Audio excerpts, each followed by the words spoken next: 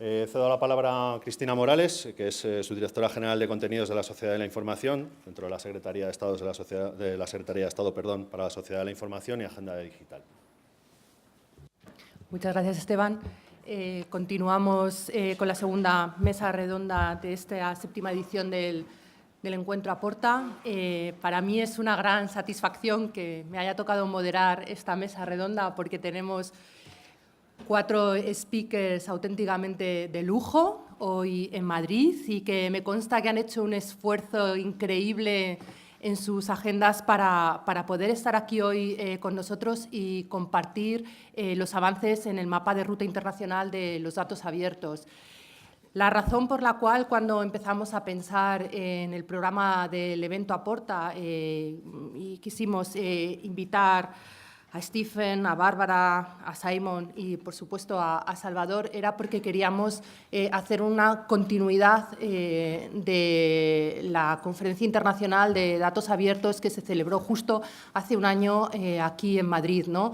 Yo creo que para nosotros supuso un punto de inflexión donde vimos que no estábamos solos, incluso en la Unión Europea, sino que había una comunidad de datos abiertos a nivel internacional muy potente y muy activa, donde los esfuerzos que estábamos haciendo, tanto por parte de la Administración española como por parte de los reutilizadores, pues ahí se puso en valor todos los esfuerzos que se venían haciendo, con lo cual considerábamos que era de gran interés poder hacer un follow-up de dónde nos encontramos en estos momentos, pasado un año de la Conferencia Internacional de Datos Abiertos.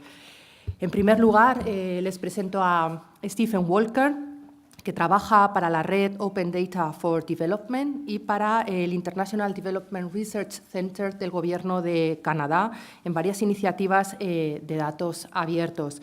Además, es coordinador del proyecto de la iniciativa State of Open Data, financiada también por la red OD4D. Anteriormente, Stephen fue director ejecutivo del Open Government para el Gobierno de Canadá, donde lideró el desarrollo y la puesta en marcha de estrategias de Open Government y Open Data, tanto a nivel nacional como internacional. Fue también presidente adjunto y fundador del Grupo de Trabajo de Datos Abiertos de la Open Data Partnership. Stephen fue una figura fundamental para la creación de la Carta Internacional de Datos Abiertos y es autor y editor principal de la hoja de ruta de datos abiertos. Por lo tanto, nadie mejor que él hoy en Madrid para contarnos dónde se encuentra y cuál es el estado del International Open Data Roadmap. Stephen, the floor is yours. Thank you for being here today.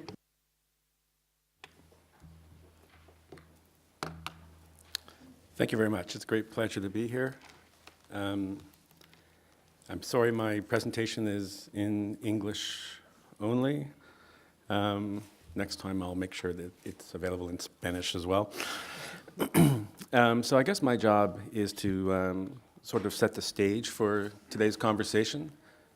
And I plan on talking about 3 specific things. So the roadmap that came out of last year's event here in Madrid, some observations about where we might be 1 year later, and then talk a little bit about the new project called the State of Open Data, which is sort of a next stage in the roadmap work. So I thought that it would be a good place to start by reminding everybody that last year in Madrid, we did the same thing. We looked back 1 year and tried to decide what it is that might have happened over the course of the year since the previous IODC, which was, happy to say, I was held in Ottawa, Canada, where I'm from. And back then, I would say that the tone was pretty optimistic here in Madrid. We were seeing a lot of pretty significant things happening on the global agenda for open data. We had just seen the launch of the Open Data Charter, 30 governments signing on, a lot of references to open data in major international activities like the Sustainable Development Goals, the Paris Climate Agreement, and so forth. We were seeing new networks being established to address open data issues with regard to specific problem areas like agriculture, open contracts, a number of others. And we were seeing the expansion, we're starting to see the expansion of open data into regional networks in South America, for example. So it was a pretty nice way to sort of kick off, the development of the roadmap last year, thinking about, okay, well, we're in a good spot, let's move forward. After Madrid, we decided to put together the roadmap based on the proceedings. So based on recommendations, observations that were made over the course of the event. And in order to sort of bring some structure to how we can actually talk and set targets and set direction in the way that might be useful to planning and strategy setting for organizations and countries moving forward, we identified these 7 major sort of areas of activity, 5 of which are sort of relate to building the infrastructure of the ecosystem for open data, regardless of where you might be, and the other 2 a little bit more thematic. So I'll just cover them quickly. So the first was to broaden political commitment, and at that time we were seeing the charter as being pretty major in terms of being able to take that on, getting political leaders in as many countries as possible to commit to the fairly high level and stringent principles of the charter. Standards was and continues to be a significant challenge. If we want the data to be interoperable, we have to have the standards. We can't actually use the data or support the data across boundaries, sector boundaries, international boundaries if we don't have those standards. Capacity building is number 3, and by capacity building, we're sort of talking about 3 different things. So leadership development, data literacy, technical development. Strengthen networks, we sort of had this as our innovation theme. So how do you address a more specific problem by bringing together the right groups, the right people in order to target a solution for a specific problem? And an example here might be open contracts, for example. Over the last year, open cities, work happening at the municipal level. The next one is our research theme, how to make decisions, how to make strategies that relate to implementing open data more research-based, more evidence-based. And then the last 2 are sort of a little bit more broad outside of the development of infrastructure for the ecosystem. Let's use the data specifically to support the sustainability goals, and let's try to connect what's happening globally or regionally with what's happening locally. So I'm going to use that as the basis for talking a little bit about where I think we are 1 year later. So on the broadening of political commitment, we've seen ongoing and continuous adoption of the Open Data Charter, but interestingly, not at the national level, at the subnational level, at the, what I would call the provincial or state level, as well as cities. And I think that's an interesting observation because, why is it that all of a sudden we're seeing so much rapid expansion of open data to the lower levels of government, almost by going around the national levels? Standards, we're still creating standards. My observation would be we have the same people all the time working on standards. And it's almost a literacy related issue. If you want the standards to be more user-centric, be more problem-specific, you have to have a wider and diverse group of people working on the standards. We don't have that yet. Building capacity, we're still seeing a high demand for capacity building or a high need for capacity building. In particular, I would say data literacy and leadership development. I'm not sure that we've really made much progress on how to address those issues over the course of the last year. Certainly the Open Data Leaders Network is making up some ground specifically on the leadership development side. Strengthening networks, a couple of noteworthy examples over the last year. I think that GODAN, or addressing agriculture specifically, has made more specific inroads in the last little bit over a year than we'd seen previous to that. And open cities, and I think that started back here in Madrid as well. That first summit has spawned a lot of interest related to open data as it applies to municipal development and open cities, even probably prompting the cities themselves to adopt the Open Data Charter. Make the action more evidence-based. I don't know that we've come very far over the course of the last year. That's a little bit of the rationale for the State of Open Data project, and I'm going to talk about in a couple of minutes, so I'll come back to that one. Support the Sustainable Development Goals. I think that there's certainly been a continuous strengthening of the connection, theoretically anyways, between open data and support for the sustainability goals. The recent update includes a commitment to open data. We're seeing the rise of involvement of national statistical offices around open data. I think that stems from needing to support the sustainability development goals specifically. And then connect with local communities. We're definitely seeing improvement in progress with what work cities, the Sunlight Foundation, Open North, all working on a variety of implementation activities associated with open data at the local level. I have to start talking faster. A couple of other things. So things not necessarily based on the roadmap that came out of last year, but other observations that we might make.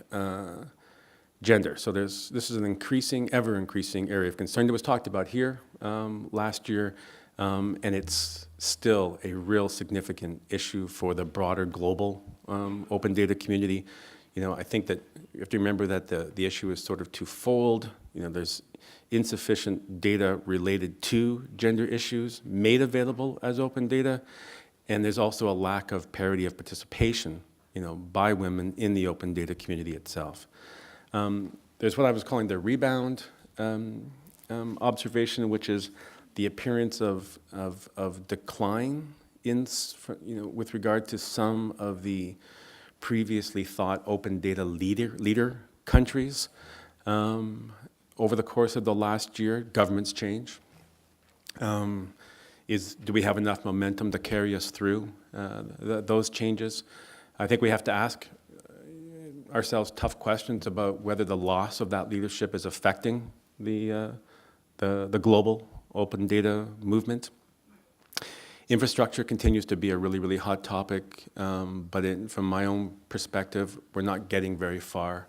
So it's talked about as an issue, but when you're talking about the establishment of open data ecosystems, do we have methodologies that are specific to how to go about implementing an infrastructure that will support that ecosystem? My answer would be no. AI and algorithms, we hear about them all the time. Lots of hype, not much clarity on what the issues are or what the way forward might be. Indigenous data sovereignty. So this is a real sort of up-and-coming issue for open data, as more countries have to confront their colonist past. So in my country, for example, there are negotiations with indigenous groups on their data sovereignty. How is that going to affect commitments that governments might make at the international level related to open data? Sustainability. So I think that we're coming to grips with the idea that open data is a long game.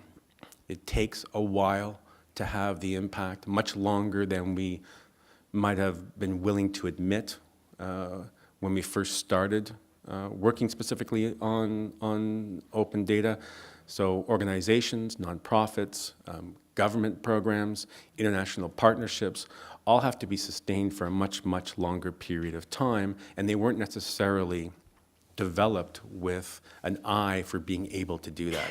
So, you look around, you see a variety of the tools that have been created over time, the Open Data Barometer, the the index, the charter, and so forth, we're going to have to start to think much more seriously about how we ensure that these tools remain available for a much longer period of time, because their implementation, their impact is going to take longer. And ending on a good note here with regional activities and events, we're seeing a continuous expansion of events and activities and collaboration at the regional level over the course of the last year with Latin America, Africa, Southeast Asia, East Europe, and I think that's just going to continue to expand along with activities at the local cities level as well.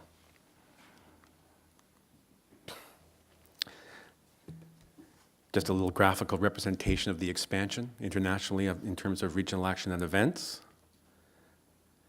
These are all events that have taken place over the course of the last year. And just to finish, talk about the state of open data. So the roadmap really gave us a kind of a unique opportunity coming out of the conference last year to try to take a look at where we were with regard to open data across a variety of individual issues or areas of activity. That has really spurred continuing thinking ever since the conference here last year around what's the next step in terms of that kind of activity.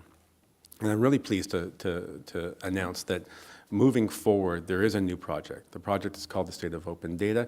It's a much more serious, in-depth analysis of open data at what we would call the 10-year mark for a lot of us. What have we really accomplished? What are the challenges that we have not been able to overcome? Where have we had success? Why have we had that success? And how might we function a little bit differently in order to try to reach our goals and develop the kind of impact that we thought we might have had by now and are still looking for. We'll critically assess open data across a wide spectrum of individual areas, say transportation, agriculture, government transparency, and so forth, and bring experts together within each individual focus area to talk specifically and answer the same kinds of questions. What works? What doesn't work? Why haven't we accomplished what we set out to do? We hope that the outcome of the publication will do a couple of different things. So it'll provide an open resource for organizations, governments moving forward in terms of developing their own initiatives and strategies to bring forth their open data activities, strengthen knowledge sharing across individual regions, both between countries and within countries, and also support the program and event planning for the next IODC next September in Buenos Aires, Argentina.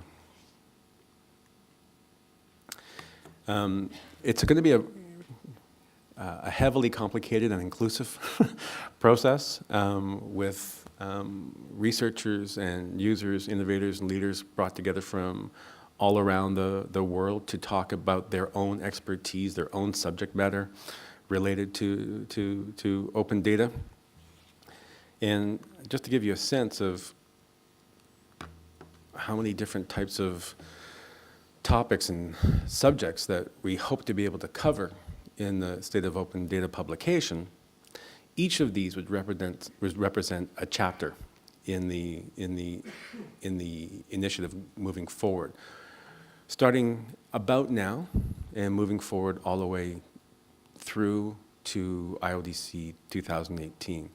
So, a number of chapters related to what we're calling open data communities, which are really all individual communities of interest around a particular type of data that is made available by governments somewhere. It's a series of overarching issues that tend to apply to any kind of open data activity that we're going to deal with, like data literacy, like gender, like privacy, obviously. We're also going to come at it from the perspective of individual regions around the world. Why are things happening in one place, not necessarily happening in another place? Why is that? Why does it work that way?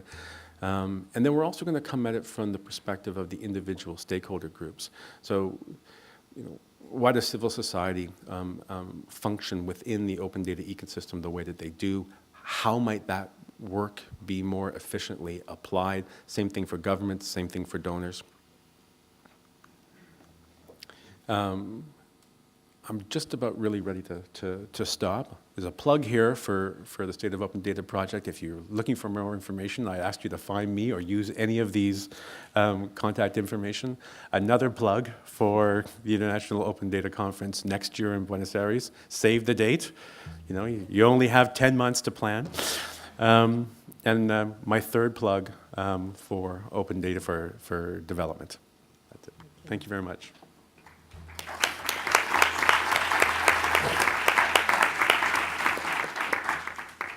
Muchas gracias, Stephen, por este resumen de dónde nos encontramos en estos momentos a nivel internacional.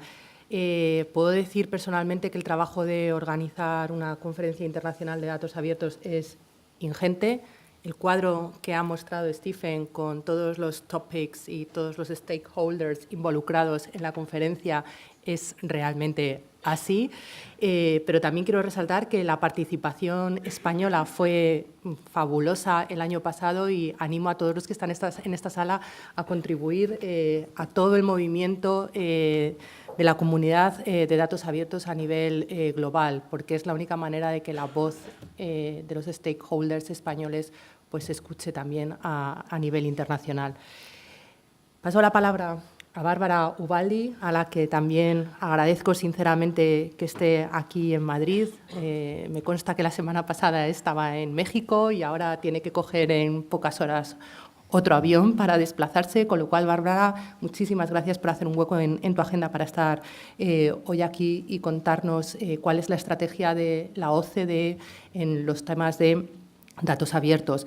Bárbara encabeza la unidad de la OCDE responsable de la labor sobre gobierno digital, datos abiertos y el sector público de datos en la División de Reforma del Sector Público de la Dirección de Gobernanza Pública. Dirige las revisiones temáticas sobre gobierno digital y datos abiertos y coordina el trabajo sobre el uso de nuevas tecnologías, medios sociales y datos abiertos en los gobiernos para mejorar la apertura, la eficiencia y la innovación del sector público. Concretamente, Bárbara supervisa el desarrollo del índice Our Data Index de la OCDE, que evalúa los esfuerzos de los gobiernos para implementar datos abiertos en 3 áreas: apertura, utilidad y reutilización de los datos gubernamentales para entregar valor. Bárbara, tu turno, gracias. Muchas gracias. Buenos días a todos. Voy a presentar en inglés para seguir la onda de los otros ponentes internacionales, pero estaré feliz de contestar las preguntas en español, si hay preguntas después.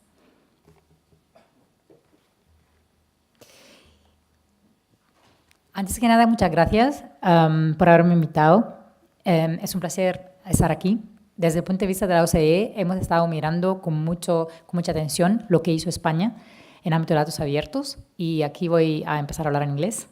And the purpose today is to share with you the approach that the OECD has in relation to open data, policies, initiatives across OECD member countries and beyond, because they increasingly work with almost 20 countries in addition to the 35 member countries, which makes the number of experiences we come across pretty high.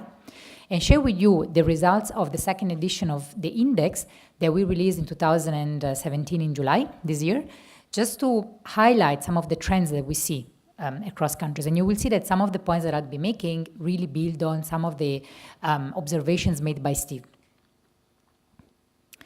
So first of all, from an OECD perspective, we really look at open data as an intermediate good. In what sense? It's extremely important to focus on the final product that open data can help societies to produce. In this sense, it's extremely important to see open data as part of the government data value chain, which means focusing on the characteristics that enable the analysis of the data, the meshing up of data sets, open data sets with other data sets, and the reuse of this data. This implies that the reusability of this data, which covers technical and legal issues, is essential. And there's a high opportunity cost associated with open data being released and not being reused for a purpose. So what is the final product that I'm talking about? What is the value that, from our perspective, can be achieved through the reuse of open data? From an OECD perspective, we do not advocate for one goal as opposed to another, but we really think that there are 3 sets of values that governments can try to achieve by fostering the reuse of open data. And what's really important is that when we travel around the world working with governments, we see that oftentimes there's one set of value that is driving more the open data agenda nationally, which as a result doesn't create conditions for the creation of other type of values. The 3 sets of values are economic value. So we see, and in this sense, Spain is a great example. We see big economic opportunities for actors within the broad economy, but also economic opportunities for the public sector. So finding efficiencies within the public sector through the reuse of open data.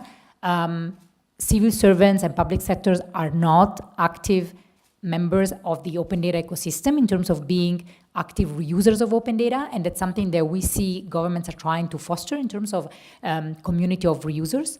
There's social value in terms of open data empowering citizens to take better and more informed personal decisions.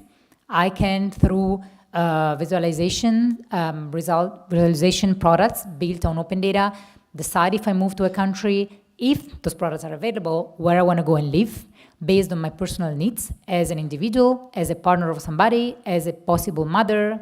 And that's really what we mean when we say that open data producing final products can help individuals take in decisions that are more driven by the personal needs. It's about social control, meaning open data enabling individuals to follow better what actions and decisions are taken by governments, but it's also about participation and engagement. Open data is being used in parts of the world by civil society to inform groups of citizens on decisions, on policies, and to bring those decisions on board. We talk more and more about a user-driven administration, which is a big evolution from a user-centered administration, and in this sense, open data can be a great enabler. Last but not least, open data policies have been driven very much across the world by what we call the public governance value, which is improving accountability, transparency, and strengthening efforts to fight corruption across countries. Governments have also understood that open data can produce value across borders. We are all familiar, being part of the European Union, living in the European Union, how high in the agenda of the European Union is the whole discussion about cross-border service delivery, where open data can create even more value if data are standardized, not only within administrations, but also across administrations.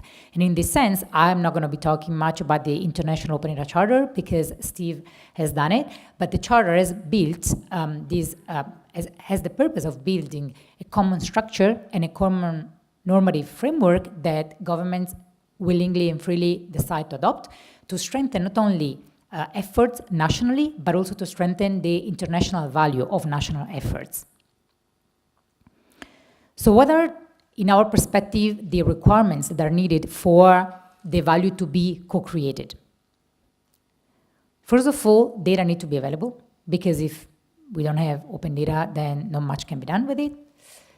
Open data needs to be accessible. So data availability as such is a key requirement, but it's not sufficient.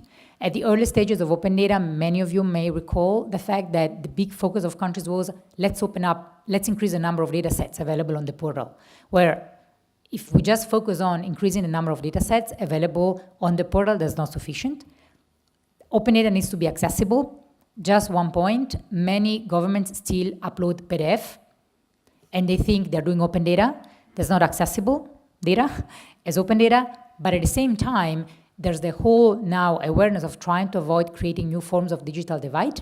So accessibility, in our perspective, has also to see with, for instance, visualization tools that enable a broader part of the society to actually access the value being created through the reuse of open data. Reuse is the third essential condition from our perspective to be able to create value. Again, if data is available and is accessible, but nobody's doing anything with it, no value is being created. So in this sense, there are big efforts that still need to be made from a government perspective, and from an OECD point of view, we developed the index, which is called Our Data Index, which stands for Open, Useful, and Reusable Data. with the intention of helping governments strengthen their efforts to make data more available, accessible, and foster the reuse of the data.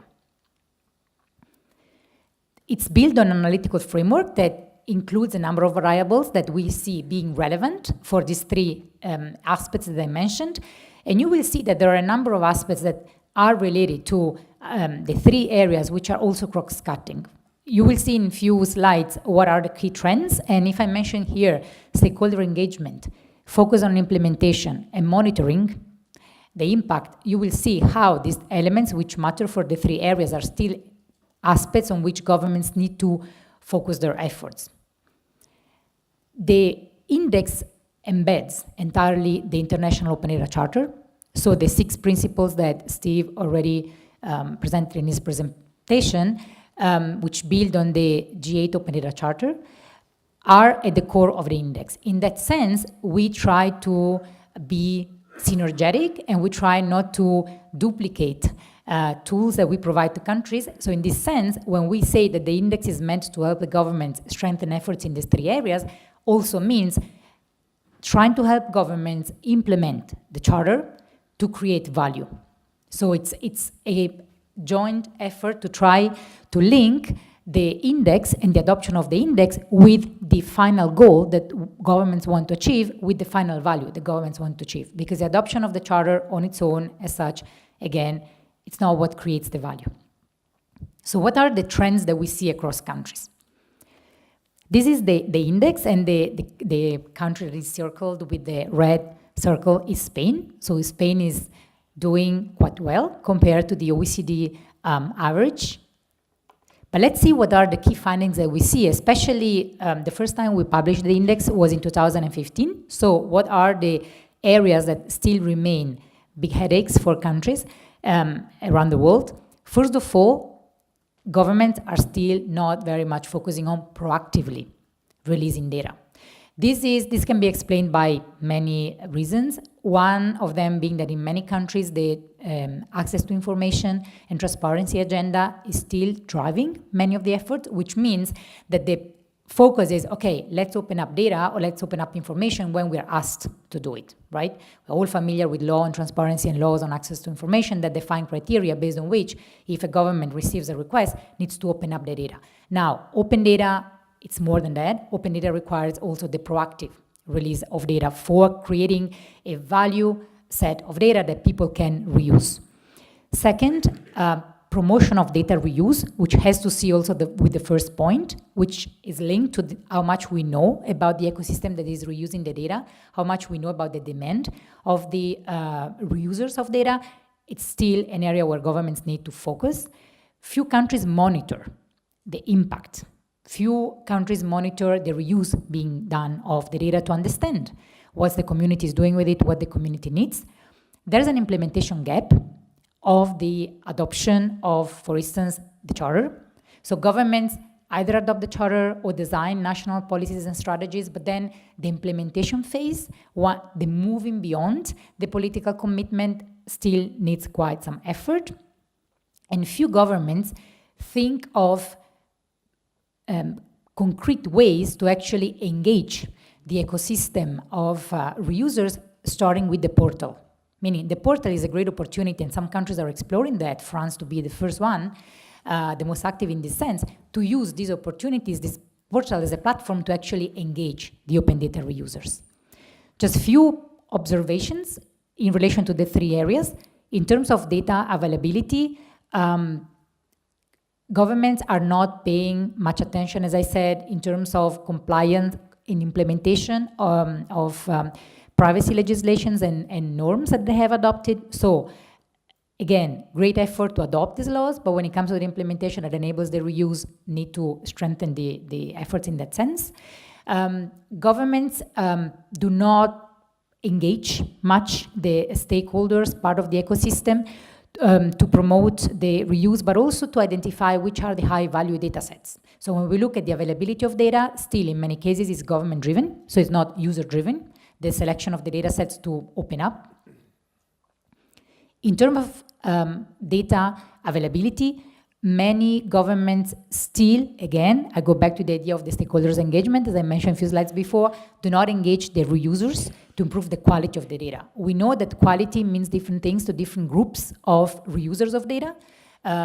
Engaging these reusers to better understand what is the quality that they need to have an impact on the reuse still is an area of improvement that needs to be the higher focus in many governments. In terms of reuse, not many governments see open data as part of the broad government data value chain, which means that many of them are still not much focusing on the reuse of the data, on not only better understanding the community that reuses the data, but also promoting the reuse, accompanying the reusers. Steve talked about data literacy, capacities, skills. I would add also awareness. So there are not that many initiatives yet that target that goal, and the monitoring of the reuse being done and the impact coming out of that reuse is not still the focus as it should be. And there are many, as you know, many of you are part of the, most likely a part of the ecosystem of data reusers, are very interested in understanding what others are doing, especially if the reusers come from the civil society, for instance, understanding from what others have been doing. It's a great interest, and governments do not monitor that, don't share that knowledge back. Last, we all hear, when we talk about digital government, about government as a platform, right? Open data is a great opportunity for the government to act as a platform, meaning for the government to provide an opportunity for various stakeholders to engage, to collaborate, and co-create the value. Thank you.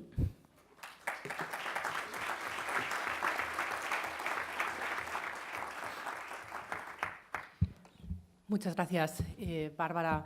Yo creo que después de tener una perspectiva del ámbito internacional y, en segundo lugar, de las actuaciones de la OCDE, voy a pasarle la palabra a Simon Lewandowski, representante de la Comisión Europea, que nos va a exponer cuál es la estrategia que está desarrollando la Comisión Europea en materia de datos abiertos. Simon es Legal Policy Officer de la Comisión dentro de la Unidad de Política e Innovación de Datos de la DG Connect.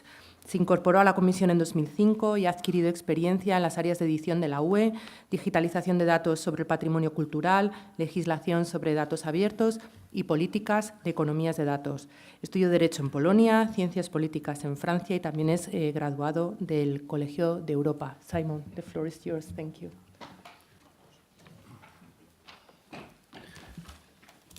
Gracias. Quiero decir al principio que gracias por invitarme aquí. Es siempre un placer venir a Madrid y especialmente para estar aquí en este evento Aporta, porque creo que Aporta es una de las iniciativas ejemplares a nivel europeo, realmente, que nos demuestra lo que está pasando cuando un país miembro pues, apoya plenamente las iniciativas Open Data, las políticas Open Data, porque sin ese apoyo del gobierno, de las administraciones a nivel regional, local, pues Open Data no funcionará, nunca va a funcionar. Y como he preparado mi presentación en inglés, ahora voy a seguir en inglés. And I just said that I think it is of primary responsibility of a national government to actually implement an open data policy. But I think in Europe we have a special context which would probably make it interesting also for us to learn a little bit about what is happening on the European level, so the European institutional level. I represent the European Commission, and we obviously try to coordinate and try to stimulate the development of the open data movement in Europe. And I would like to say a couple of words about what we are doing and what we are planning to do next. I would like to start with a little slide, with a little message or a little quote from our commissioner, who is not a very well-known commissioner because she's been with us just a couple of months. So this is just to show that whoever is given the responsibility to drive the open data agenda or the data policy more general on the European level, the message is more or less the same. So the European Union really thinks that data is a great enabler of the economy, and we are really trying to make sure that we can reinforce the positive impact of data on our economy and society. So this is the message of the Commissioner, but it's also, in general, the message you're going to hear from the European institutions. This slide is just to show that, and I think Stephen also mentioned that in his intervention, it is very important to, when we plan any action in the field of open data or data economy in general, we have to know where we stand. We have to know what we are talking about, what are the main factors that come into play, and what is the possible evolution, and how we can actually influence that evolution. So we have a study which monitors the data market in Europe.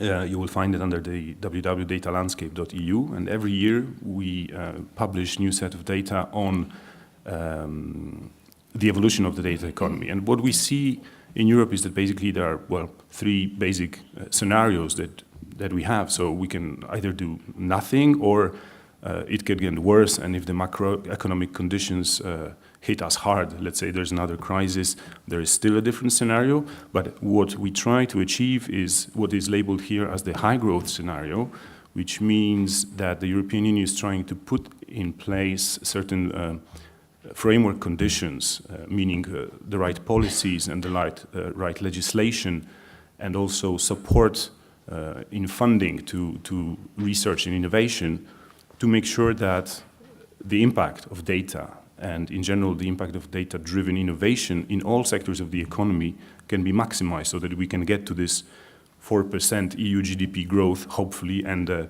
739 billion euros possibly by 2020. Of course, it's all a hypothesis, but we think that with the right intervention, both at the European and national level, we can get there.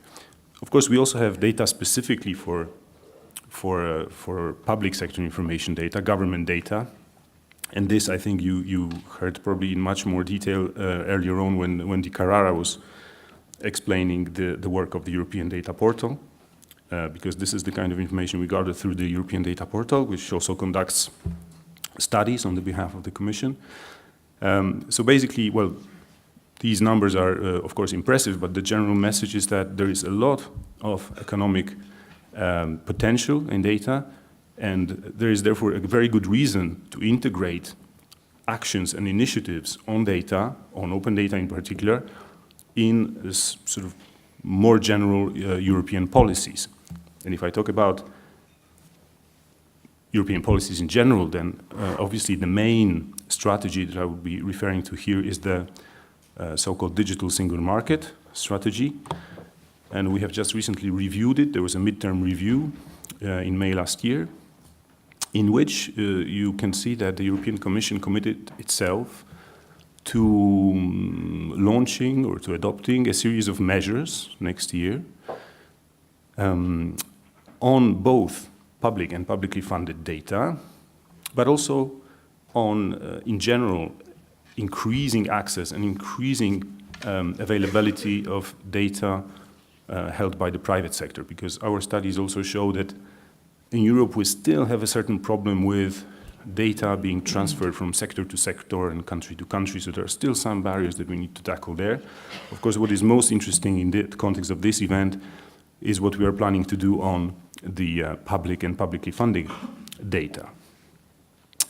So since we are actually trying to look now and trying to develop a coherent policy and a common approach to data coming from different sectors and data having different qualities, and basically we are trying to look, or we are trying to go towards the creation of what we may call a data pool or a data reservoir based on business data, so data held by companies, government data, public sector information, and scientific data. This is what Eva Mendes was referring to in her earlier intervention. Because we think that there is a case, and we also heard the OECD is more or less has a similar perspective, that we do not really need to talk anymore about open data as if it was some kind of separate group of data. It's in fact, we have to think about how to integrate it into wider data value chains and new business models, which typically use, at the same time, public data, private data, scientific information, etc. So we have to develop a common narrative for these different kinds of data. And this is why Next year, we plan to unveil something which we call a data package, because it's going to be probably composed of a series of measures, some of them legislative and some of them not. The main part is, nevertheless, of that initiative is the review of the directive, Public Sector Information Directive, which is the main legal framework for reuse of data in Europe. And we launched a public online consultation in September. It's going to close mid-December this year. And of course, I invite everybody who is interested in the topics of open data to submit some feedback, some sort of opinion. It's available through the EU survey portal. And we're going to look into primarily evaluating the functioning of the legal framework in Europe as it is now. So looking a bit backwards and saying, looking at the results, has it worked, were the objectives met or not. Then we have a couple of questions looking into the future, so thinking, are there any possible solutions to the remaining problems? And we also look into a new area which I will not develop now, but this is basically something which we call reverse PSI. So we're thinking if there are cases in which it would be justified for the public sector to reach into data held by the private sector. For instance, in case of statistical offices, they really need more and more with the technological progress to be able to reach directly into the data held by companies, I don't know, so telecommunications companies, for instance, to be able to, in real time, give reliable statistics as to where people live, where they move, where they migrate, etc. So this is a new area of interest.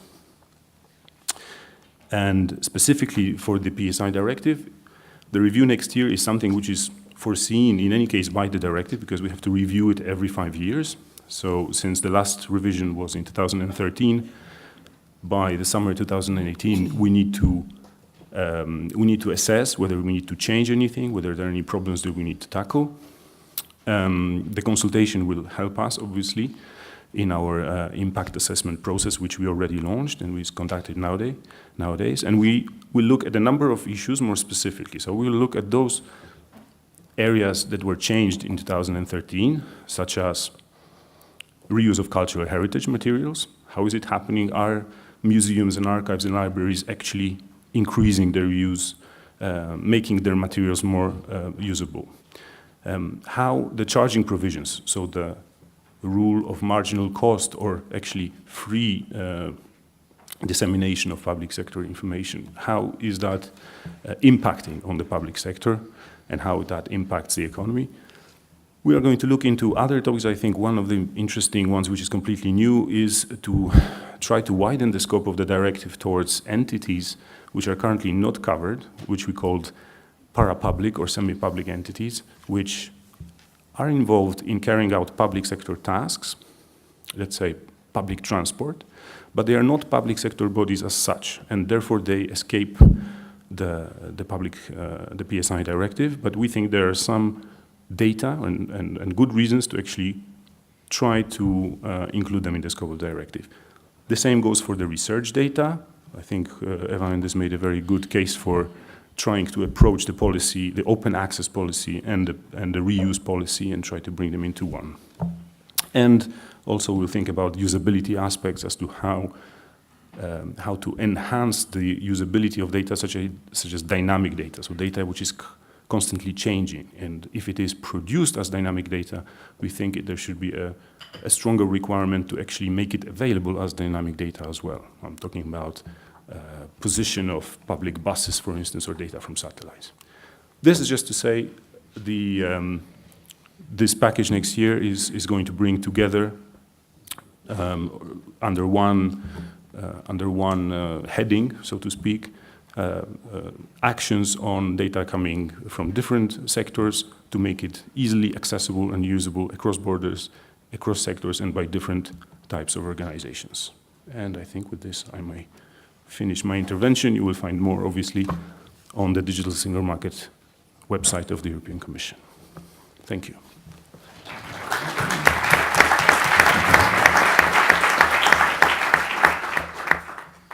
Muchísimas gracias, Simon, por darnos esta perspectiva y también un poco por ponernos al día de las últimas novedades con respecto a la estrategia de la Comisión Europea en materia de datos abiertos. Le voy a pasar la palabra a Salvador Soriano, que es coordinador de área en esta Secretaría de Estado.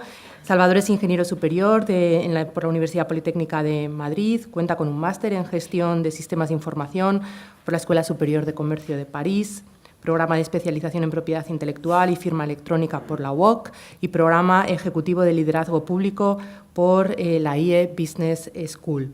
Actualmente trabaja en esta Secretaría de Estado en las áreas de propiedad intelectual y reutilización de la información del sector público. Salvador fue pionero en la puesta en marcha de la iniciativa Aporta en España y desde sus inicios está aquí fomentando la reutilización de la información del sector público. Por tanto, nadie mejor que él para contarnos cómo nos encontramos en estos momentos y bueno, cuál es nuestra estrategia a partir de ahora. Salvador, tu turno, gracias. Muy bien. Gracias, Cristina. Buenos días a todos. Un placer de nuevo ver tantas caras conocidas, que nos reunimos anualmente para ver cómo vamos con esto de los datos abiertos, ¿no? Cada año cómo avanzamos y cómo esta iniciativa Aporta, que ha perseguido la apertura y la reutilización de la información del sector público, ha venido progresando. Es una iniciativa que yo creo que ha tenido la virtud porque desde el principio pensamos en el impacto final, pensamos en la cadena completa de valor y siempre estamos valorando cómo impactamos con la creación de nuevas aplicaciones y cómo impactamos a la sociedad. Un tema muy tangible, por supuesto, es el impacto económico, pero siempre teníamos en mente el impacto en general. Bien, es verdad que hemos intentado medir lo económico porque es lo que podemos medir más fácilmente. Y también lo planteamos como una iniciativa inclusiva, abierta, colaborativa. Yo creo que estos son dos puntos fuertes que se han demostrado con los años de la iniciativa y yo creo que acertamos, tal como lo hicimos en su momento.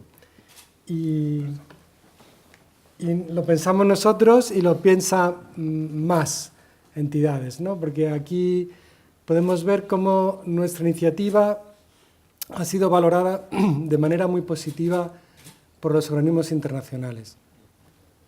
En el caso del portal europeo de datos, nos sitúa como país número 1 en políticas de apertura de información y reutilización. Los indicadores que la Comisión Europea extrae de este estudio también, por 2 años consecutivos. Como decía Bárbara, nos situamos claramente por encima de la media de la OCDE, de los países desarrollados en este tema. Eso es pues, algo pues, estupendo para nuestro país. Ojalá pudiéramos tener muchos indicadores así. Y también en el caso del barómetro de datos abiertos que elabora la Web Foundation, pues estamos en el puesto 11 de 114. Sin duda es una satisfacción ver estos resultados, es una satisfacción, es un estímulo para seguir trabajando, sin duda.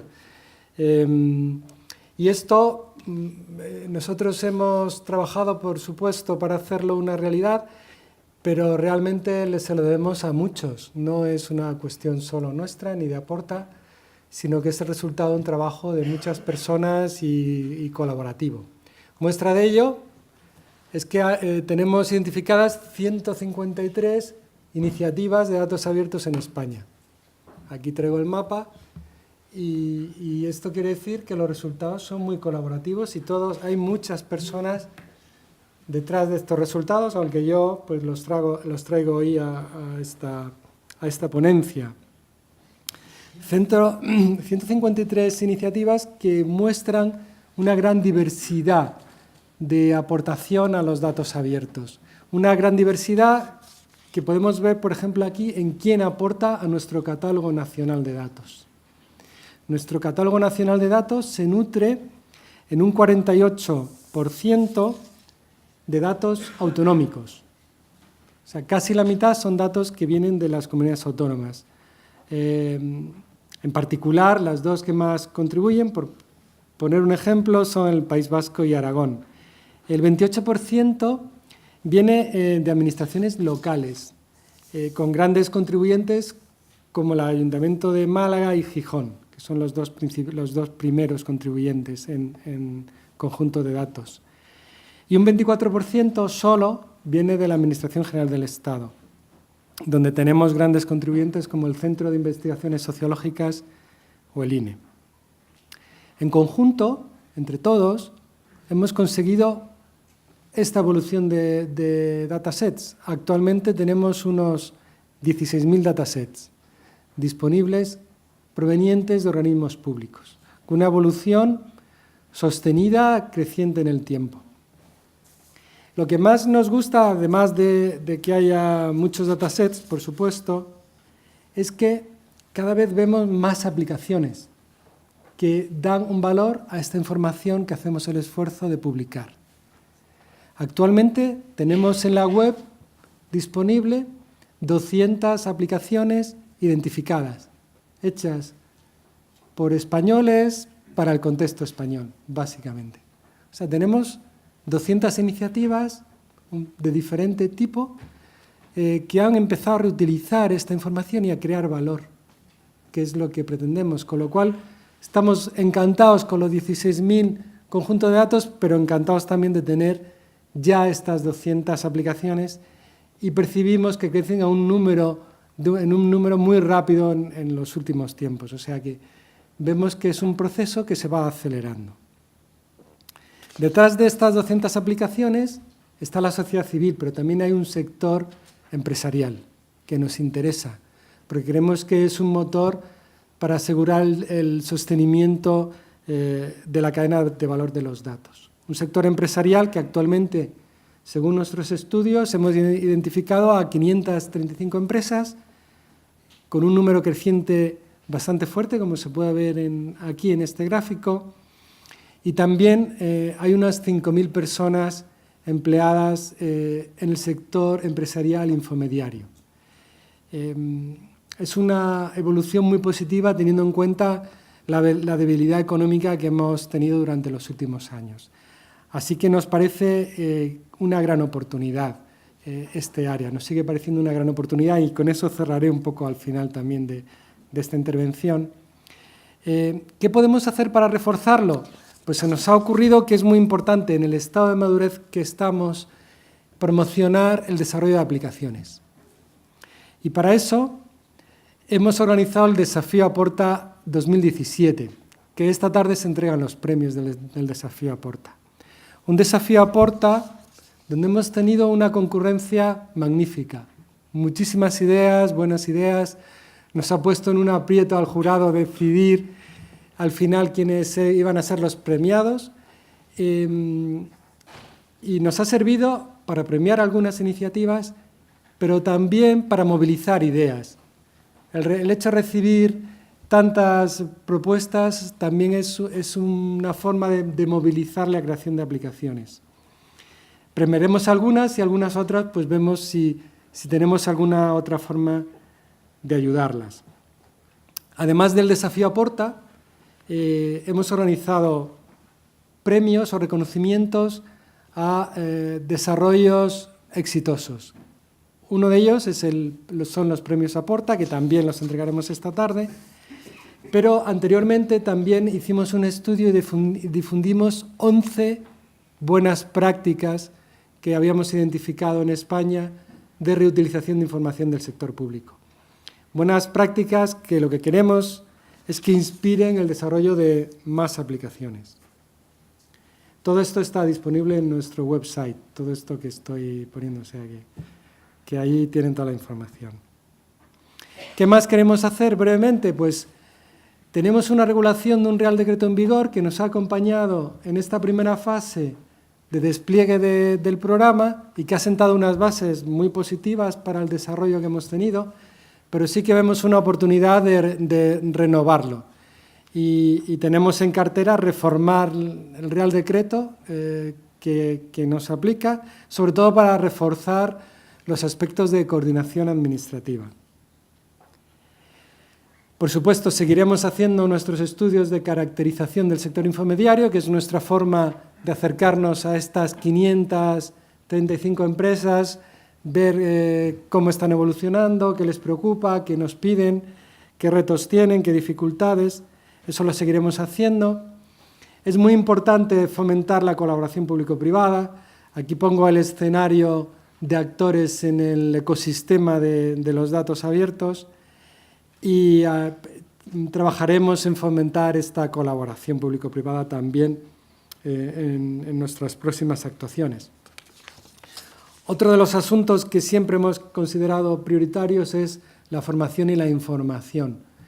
Difundir información ha sido una de nuestras principales actividades desde el principio de Aporta y es una forma de mantener nuestra comunidad virtual de reutilizadores. Tenemos una comunidad virtual que crece continuamente y es la forma un poco de hacer llegar esta cantidad de acontecimientos que ocurren en el ámbito mundial de los datos abiertos. Tenemos que hacerlo llegar a nuestra comunidad virtual que está interesada en abrir datos y en reutilizarlos. Formación también es muy importante. Hemos diseñado un curso con 8 módulos que lo tenemos disponible en la web para seguirlo y para reutilizarlo también. Si alguien quiere reutilizarlo, también lo puede reutilizar para sus acciones de formación que tenga organizadas. También quería referirme a un aspecto muy importante que es por el que estamos hoy aquí, y es crear espacios para compartir ideas y facilitar la cooperación. Este es un evento anual, que es nuestra 7ª edición, y que nos parece fundamental para crear unos lazos de conocimiento, de cooperación, y donde este año, como una derivada de la conferencia IODC que celebramos hace un año, que fue muy exitosa, que ya se ha referido a ella en varias ocasiones hoy, hemos querido organizar eventos temáticos. Eventos temáticos, en este caso hemos organizado de cultura y datos, que hemos contado con el liderazgo de la Biblioteca Nacional, estupendo evento donde también se completó el aforo.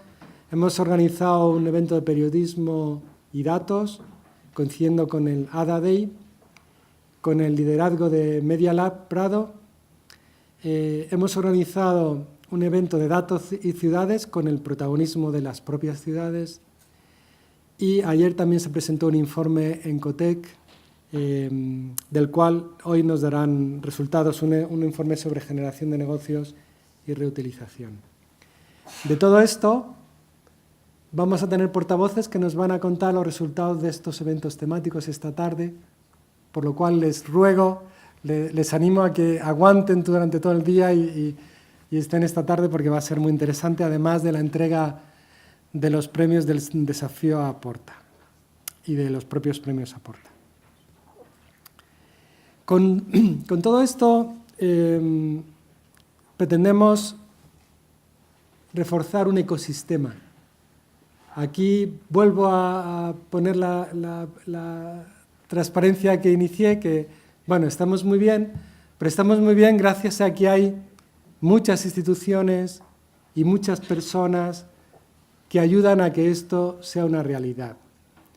Y son estas personas las que mueven Aporta y mueven las 153 iniciativas que hay detrás de Aporta, y eso es nuestra virtud y es nuestra fortaleza.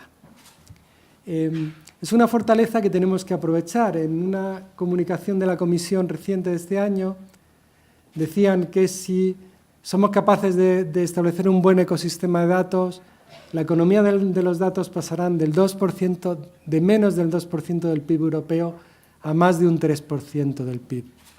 Eso supone una oportunidad económica, una oportunidad de país, una oportunidad tecnológica. Y tenemos los ingredientes para aprovecharla. Tenemos herramientas maduras, asequibles, tenemos personas emprendedoras con ideas, tenemos personas capaces de liderar iniciativas, Por tanto, hagamos que la economía del dato sea un punto fuerte de este país en los próximos años, porque está en nuestra mano hacerlo. Ese es mi mensaje final. Gracias.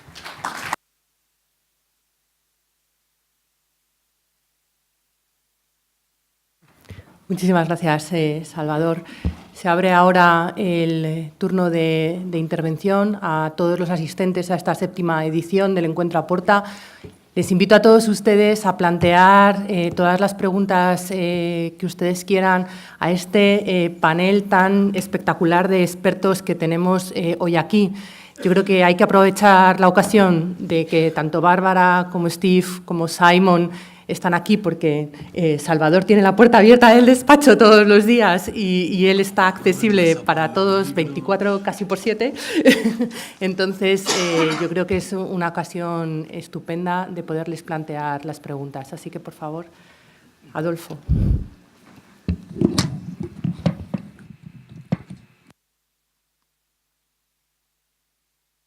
¿No tenemos micro? El micro a voz. Pues Adolfo, adelante con esta voz que tienes.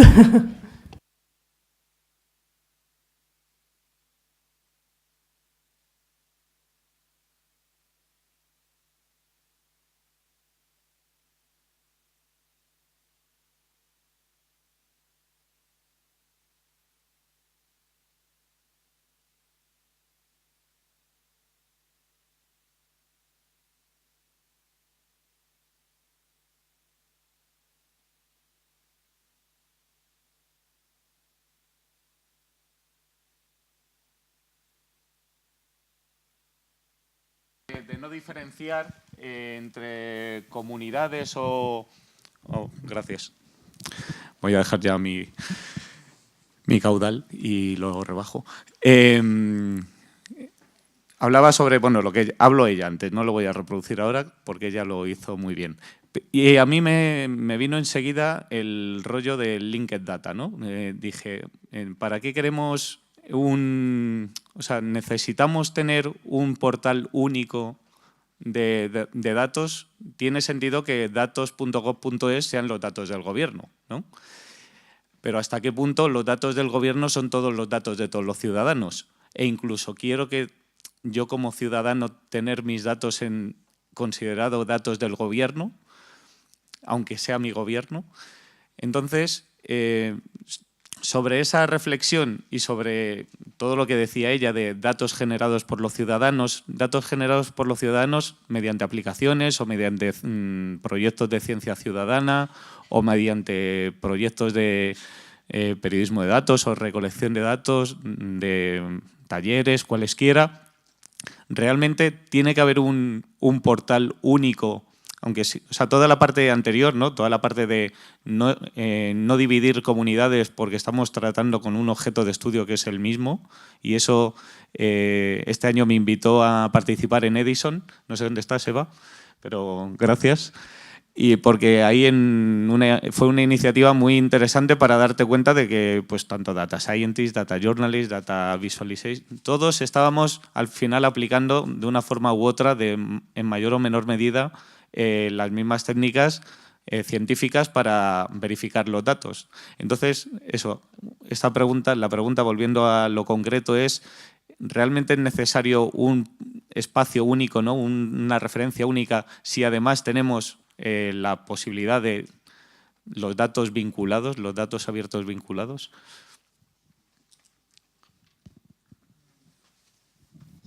Bueno, puedo contestar y decir algo, ¿no? No sé.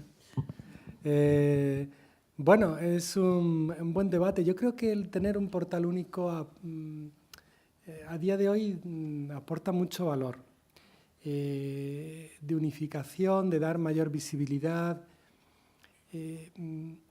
No es la única forma de llegar a los datos, porque nosotros en el catálogo no tenemos los datos, solo tenemos un catálogo de datos.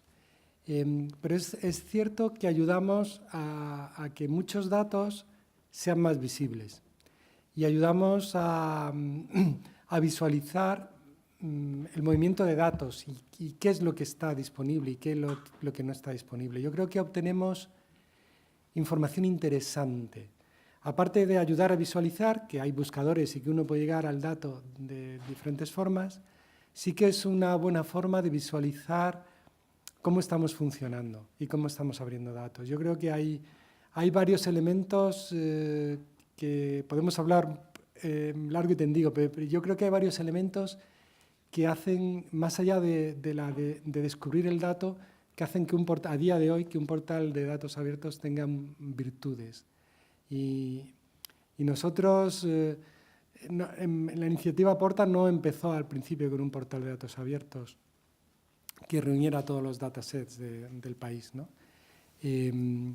Pero luego lo incorporamos y yo creo que tiene a día de hoy muchas virtudes. En cuanto a los datos de los ciudadanos, si son del gobierno o no, el dato es del ciudadano. Y en principio, y está protegido en la medida que afecta a su privacidad por la regulación de privacidad, que es muy estricta y muy exigente en Europa. Yo creo que tenemos una protección más que suficiente de lo que es nuestra privacidad. Luego, el resto de datos que se refieren a actuación administrativa, yo creo que es bueno que se publiquen y que la sociedad conozca qué hacen las administraciones con su personal, con sus recursos, con su dinero. Entonces sí que hay ahí una exigencia de transparencia, simplemente en buena medida porque nos financiamos de todos los ciudadanos con dinero público y debemos de dar cuentas y de informar qué estamos haciendo y por qué, ¿no? Entonces yo creo que esos datos, que al final los recabamos de una actividad de la sociedad, pero que también refleja una actividad de la administración, deben estar abiertos en la mayor medida posible, ¿no?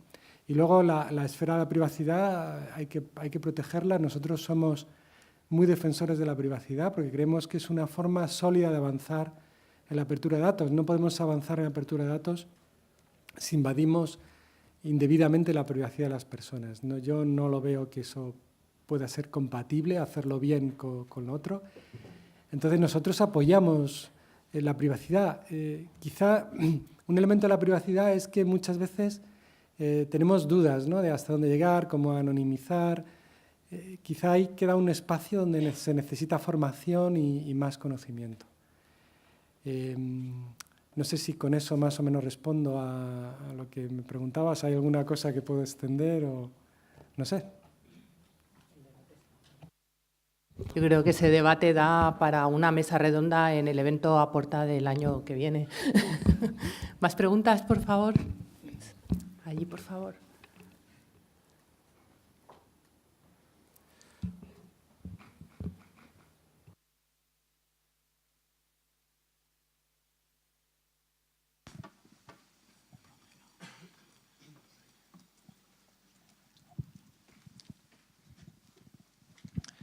Felicidades a todos los ponentes. Tengo una pregunta para Stephen, que la voy a hacer en inglés. Congratulations, Stephen, for your talk. It was very interesting. My name is Eduardo Amo. I'm the director of a company that reuses corporate information from company registries all over the world. The name of the company is Data Capital. And this year, happened something in Canada. The Quebec government is in a court battle with another company like mine. I don't know if you are aware of that, but there is a company that publishes information about companies of Quebec online, and the government of Quebec blocks the access to this company to reuse the information, and they have sued each other, and it's a unique case in the world of government against open data company. So I wanted to know if you were aware of that and your opinion about this. Thank you.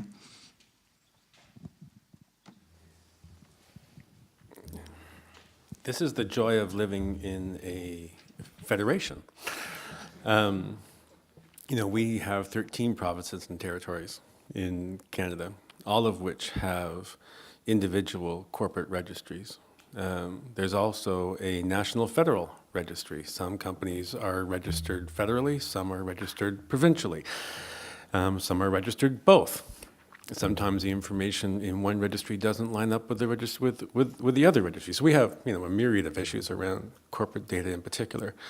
There's very good access to the federal data in Canada, but if you're not incorporated federally, the federal government has no power, capacity to affect the release of the data that is owned by the individual province. At the same time, I would say that much like, you know, many other places in the rest of the world, that we see the rise of open data policies at the subnational level now. Quebec actually has a strong open data program in relative terms when I'm talking about some of the other provinces and territories in Canada. Not as strong as Ontario or British Columbia, but it's there. You know, they have a portal of their own that makes data available. On the corporate side, you know, there are issues. You know, governments don't really have an argument with the right to information around beneficial ownership, for example. But the use of personal data within the corporate registries has been an issue up until now, because many of the individual companies registered within any one of the government registries have used personal contact information in order to list the board of directors, for example. So is it personal data or is it corporate data? And this is an issue which I think, you know, we're going to, you know, only resolve when specific contact information for boards of directors cannot be the same information as your family residence. But right now it is in thousands of cases. So the government is trying to manage the personal data, you know, controversy related to open data, and the effect, unfortunately, is negative on the side of open data. Muchas gracias, Steve. Tenemos tiempo para una pregunta más. No sé si tenemos alguien que quiera intervenir, ¿no? Pues muchísimas gracias a todos por participar en esta segunda mesa redonda y damos pie a la última mesa de la mañana. Gracias.